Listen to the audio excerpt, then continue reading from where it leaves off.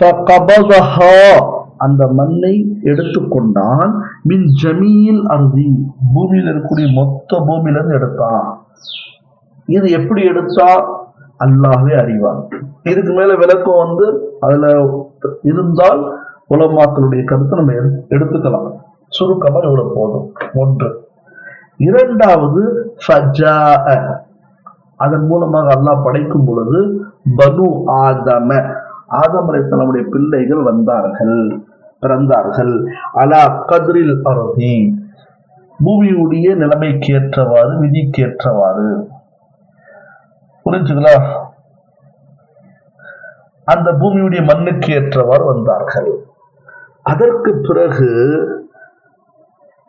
மின்ஹும், அந்த மனிதர்களில் சில மனிதர்கள் எப்படி இருந்தாங்கன்னா அல் அஹ்மரு, சிவப்பா இருந்தாங்க.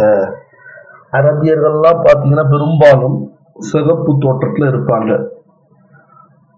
நீங்க பார்த்திருப்பீங்க ஹஜ்ல, உம்ரால, மக்கால, மதீனால சிகப்பா இருப்பாங்க அரபியர்கள். அதற்கு பிறகு வல் அபியது, சில மனிதர்கள்